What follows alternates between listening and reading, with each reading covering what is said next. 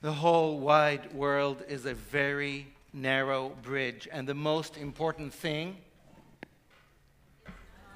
is not to be afraid. So many of us have sung this song a lot these past many months. How many of you have heard or sung this song before? Great. How many of you have sung this song these past 9 months at any of the protests for Israel's democracy? Raise your hand, proud. Awesome. Thank you. Not too late to join us.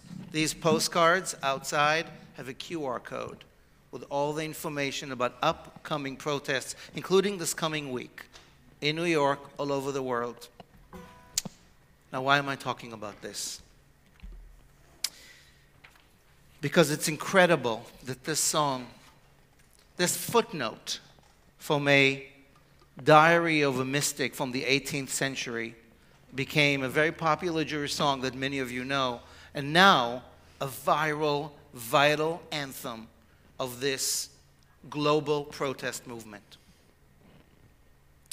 It doesn't hurt that it's a great tune. It makes it catchy.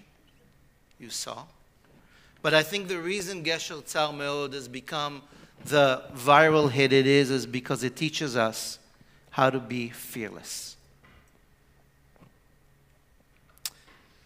When I was growing up in Bnei Brak, an ultra-Orthodox Mecca in Israel, it's a weird combo, but you know what I mean. We actually had a different meaning to the song. We used to sing, Ve'aikar, Ve'aikar, Coca-Cola, Coca-Cola ka, which means a cold can of Coke. So whatever the real thing is, talk about capitalism some other time. The real thing that I want to invite us to think and sing about tonight is what will help us cross whatever bridges come our way in this new year. Many of us have been singing and protesting in the streets of Tel Aviv and New York since January because we are worried and we are outraged. Authoritarian and divisive voices are damaging and threatening democracy in Israel, here in the United States, all over the world. This is a growing global trend, and it is serious. Also serious is the resistance, the mass response with enthusiastic energy, relentless, unprecedented these last many months. In defiance of dictators and demagogues, we who believe in freedom know how to show up. We showed up in defiance of Trump. We are showing up in defiance of Bibi. We're not done showing up. We show up because when supremacy raises its fear-fueled head, it is on us, all of us, to raise our heads up high in support of values that defy all forms of authoritarian hate. White supremacy, Jewish supremacy, everywhere. It is on us to rise up, to mobilize, to support. It is on us to sing as loudly as we can. Tonight, as we begin this new year, this brave new year, we will cross a threshold in time. We're going to cross a very narrow bridge. And there's so much uncertainty in the world. There is so much that we don't know. The unknown has become our new normal. So how do we cross this bridge into this new year with enthusiasm when there is so much fear? I think a song might help. I will invite us in a few minutes to sing this protest prayer song together in solidarity, in hope, and with resolve to face our fears, to be better at being brave, perhaps to even be fearless. Come what may, I suspect we will probably need more courage and a few good songs. There's a secret to this particular song, this Narrow Bridge anthem, that I think will help us cross whatever bridges come our way with greater ease. The words of Gesher Tzar Meod come from the writings of Rabbi Nachman of Breslov. He died in 1810 in Uman, the Ukraine, 38 years old, the grandson of the Besh, the founder of the Hasidic movement, a mystical master, a tormented master, a genius storyteller, probably bipolar, who left a lot of stories and teachings and scribbles. He only became a superstar way after he died. In the 1960s, an American Jew by the name of Baruch Chait moved to Israel and composed those words. He first sung them with a guitar in 1973 in front of Israeli soldiers after the Yom Kippur War, 50 years ago. And from there it went to American summer camps. The rest is history. But what Chait did was he changed the words of Rabbi Nachman's teaching in one significant way. The original says, and I'll read just the English, know this, a person must cross a very, very narrow bridge. The main rule is do not be overcome by fear. Velo yitpached klal. It's a little bit different. Not being overcome by fear is not exactly the same as not being afraid. Right? Nuance, but significant. Chait never spoke about his choice to change the words. He's still alive. But what can we learn from these two versions? What can be helpful to us tonight? How can we not be overcome by fear? Eleanor Roosevelt famously said, "You gain strength, courage, and confidence by every experience in which you really stop to look fear in the face." Fear is essential to our survival. Fear is always there. It's always been there. It serves a purpose. But fear is often manipulated and used against us again and again as the weapon by authority figures and power structures, by totalitarian regimes, experts at fueling fear into the furious hate that rips apart families and communities and nations, so often in the name of faith. And it's not just politics, of course.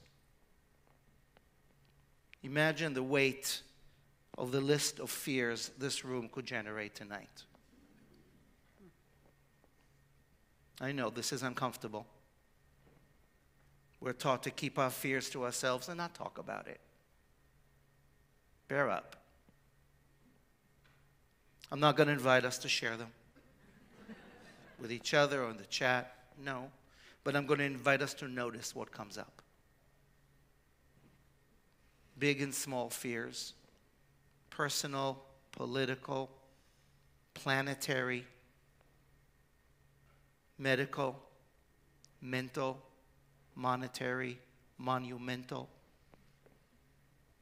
private and public fears, phobias, anxieties, concerns, disorders, and diseases. Can we take a breath? There's one more fear I want to mention here. Can we talk about Barbie?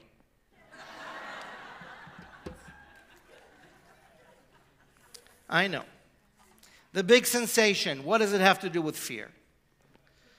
Songs or movies become viral and a cultural phenomena in ways that are fascinating and, of course, big business. And suffice to say that the Barbie phenomena hit a chord by pointing a manicured finger at the perils of patriarchy. A bunch of us went wearing pink. I see you in the house. Yet what I feel is at the core of the Barbie story is fear. Our fear of AI. Think about it. Because when the plastic doll goes to the doctor with doubts about death and the fear of feelings, then our tech and toys become conscious, sentient beings. The golem will rise, and then what? Feel the fear? I'm not even talking about the whole Barbie Heimer thing. They came out together. Talk about the 21st century. I'm not even going to talk about the Jewish dimension of Ruth Handler and Oppenheimer. Just fear. So with so much sizable and alarming fears of the unknown, how are we going to cross the bridge into this new year, friends? Honestly. How are we going to do it with confidence, excitement, even hope? How do we not stay paralyzed, petrified? How do we do better at facing and befriending our fears? Eleanor Roosevelt's husband, you may have heard of him. FDR became the 32nd president of the United States in 1933 during the height of the Great Depression. And famously, his first speech as his inaugural address still echoes today. The only thing we have to fear is fear itself. Nameless, unreasoning, unjustified terror which paralyzes needed efforts to convert retreat into advance. He was a complicated character. We're not going to get into his whole legacy. But these words stick.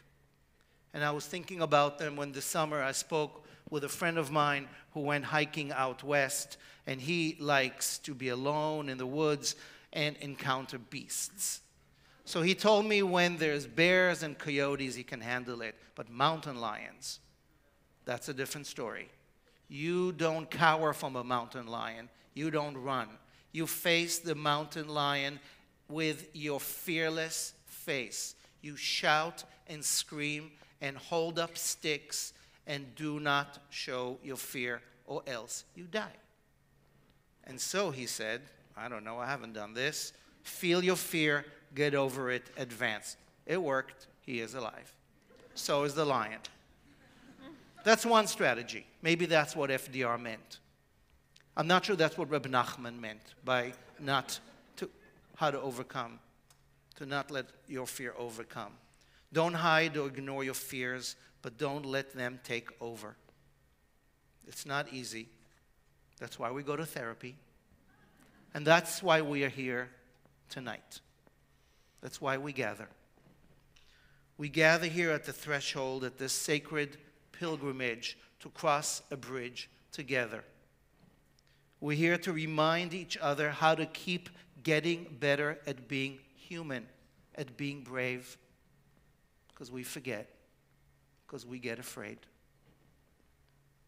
And we are reminding each other of what it means to be present. Come what may, ever present. As often as possible, one breath at a time. That's why we chose this year's theme. This ever-presence is a gift for us to just face fears and joys and everything in between. Havaya, ever-presence, is our reminder to be here now. One breath at a time, one bridge at a time, less alone, more present and connected. Whether you believe in this or that, we are searching for some source of solace and strength, God optional, to help us make it through another day. By the way, for those of you who watched the Barbie movie, did you notice the song on the radio on the narrow bridge between one world and the other, between here and there? the Indigo Girls. You might know this line. Let thy seek more source for some definitive. Closer I am to find, yeah. Closer I am to find, yeah. That's as good as it gets, y'all. It's the gospel. That's fine, and it's close enough to ever-presence, to finding a way to cross the narrow bridge from here to there, becoming you. My mother often says, we'll cross that bridge when we get there. She'll be 94 on Yom Kippur. And this is the bridge, y'all. We're going to cross it in just a minute. And to do so into the new year, I think we need that song. But before we sing, one last request, an invitation. Beyond Bibi and friends, beyond the fears of Barbie, a bridge into better. Many narrow bridges have been crossed in defiance of injustice, with grand hopes in this country and all over the world, step by brave step into slowly better, beloved futures of equality and trust. Tonight, much is on the line. On this narrow bridge of our existence, so much is unknown and under attack by those who love less and fear more and who prefer walls to bridges. But we love bridges, and we love love. So will you please hold your hands together in front of you for just a minute, here and at home. And inside your hands, I want to invite you to hold a fear that's in your heart. Just name it. This is just for you. You know what's coming up. Anyone at all.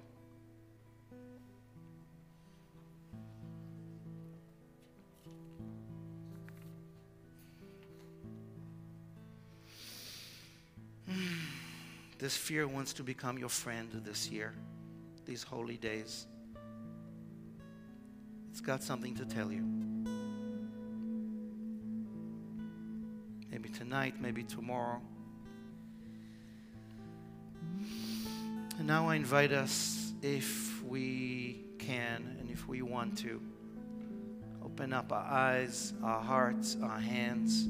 If you are able to, rise in whatever way works for you, physically, spiritually, at home or here. And if you feel good enough to hold the hands of someone next to you, and Yoni, I invite you to come up and hold mine. Let's hold hands. Fear in one hand and a friend in the other. I can't think of a better way to cross this bridge, friend. This narrow bridge into the new year. All of us together, interconnected, ever present, fear less, love more. Are we ready to cross this bridge? That was lame. Are we ready to cross this bridge? Let's sing it as we cross.